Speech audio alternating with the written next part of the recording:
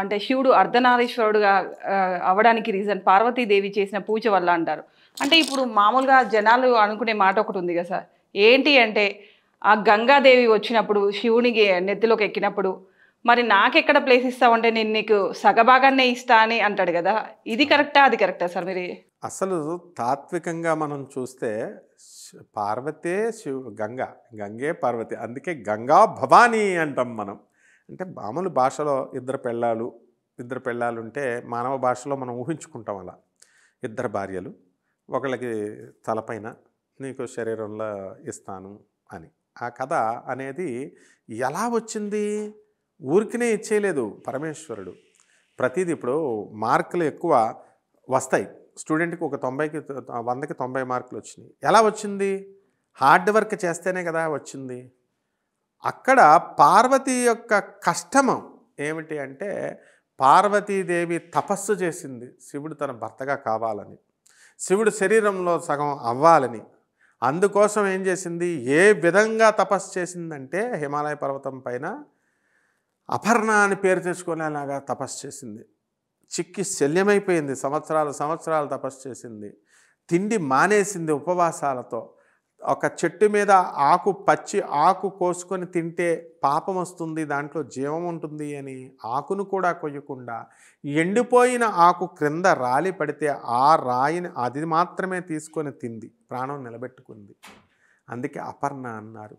మనం ఈ సరస్వతి, లక్ష్మి, గంగా వీళ్ళందరినీ మనం కనుక తీసుకున్నట్లయితే ఎవరు కూడా తమ భర్త మళ్ళీ వాళ్ళే కావాలని, విష్ణుమూర్తే రావాలని చెప్పి లక్ష్మి ఎప్పుడూ తపస్సు చేయలేదు. బ్రహ్మదేవుడికి తన భర్తే కావాలని సరస్వతి ఎప్పుడూ తపస్సు చేయలేదు. గంగ ఎప్పుడూ తపస్సు చేయలేదు. కానీ పార్వతి మాత్రం తన భర్త జన్మలకి తన భర్త శివుడే అని గ్రహించి ఆ జాగ్రత్తతో ఆ యొక్క జ్ఞప్తితో ఆమె తపస్సు చేసి సాధించుకుంది. అంటే ఇక్కడ కూడా శరీరంలో సగ భాగం వ్రతాలు చేసింది, పూజలు చేసింది, మెహనత్ చేసింది. ఆవిడే గంగా స్వరూపిణి. ఒకసారి గంగకిను పార్వతికి పోటీ వస్తుంది. వాళ్ళిద్దరూ సవతలు కాబట్టి. అందుకని గంగాదేవి ఏం చేస్తుందంటే పార్వతీదేవి తనను అర్థం చేసుకోవాలని అలిగి వెళ్ళిపోతుంది. అప్పుడు మామూలుగా మెన్స్ట్రల్ సైకిల్ అవుతుంది కదా, ఆ మెన్స్ట్రల్ సైకిల్ అయినప్పుడు పార్వతీదేవి పాలతో, నీళ్లు ఇవ్వలేదు కాబట్టి గంగ పాలతో స్నానాలు చేస్తుంది, ఇవన్నీ చేస్తుంది. బట్ నీళ్లతోనే కదా, పంచభూత శరీరంలో పంచభూతం ఒకటి నీళ్ళే. మరి ఆ నీళ్ళతో లేకపోతే అది శుద్ధి కాలేదు, చీమలు పడతాయి, ఈగలు వాళ్తాయి, ఇవన్నీ. అప్పుడు ఇబ్బందికరంగా పార్వతి గ్రహించి గంగమ్మ తల్లిని తన స్వరూపమే, గంగాదేవి పార్వతి స్వరూపమే. పార్వతికి భిన్నంగా ఏ స్వరూపము ఉండదు. సరస్వతి కూడా గౌరీదేహ సముద్భవాం అని స్కంద పురాణము మనకి చెప్తోంది. దేవీ మాహత్యం, దేవి చండీ సప్తశతిలో క్లియర్గా చెప్తోంది. ఆమె శరీరం నుంచే ఈ లక్ష్మి పుట్టింది, మహాలక్ష్మి, మహాకాళి, మహాసరస్వతి స్వరూపిణి అమ్మవారు దుర్గా అంటే పార్వతి. కాబట్టి మనము లౌకిక భాషలో మనం చూస్తే గంగ వేరు, పార్వతి వేరుగా ఉంటుంది. కానీ ఆ పారమార్థిక దృష్టితో అంటే ఎలా అంటే శ్రీకృష్ణ పరమాత్మ మామూలుగా చూస్తే భీష్ముడు వీళ్ళంతా వాసుదేవుడు, కృష్ణుడు అక్కడే ఉన్నాడు, ఆయన శక్తిమంతుడు, మహాజ్ఞాని అనుకున్నారు తప్ప సర్వాంతర్యామి ఆయన, ఈ సృష్టినే సృష్టించిన వాడు దేవుడు ఈయన అని అనుకోలేదన్నమాట. అందుకనే భీష్ముడు ఆయన పైన బాణాలు సంధించినప్పుడు వాసుదేవా నేను వేసిన బాణాలు నీ దగ్గరికి రావట్లేదేంటి అని అడుగుతాడు.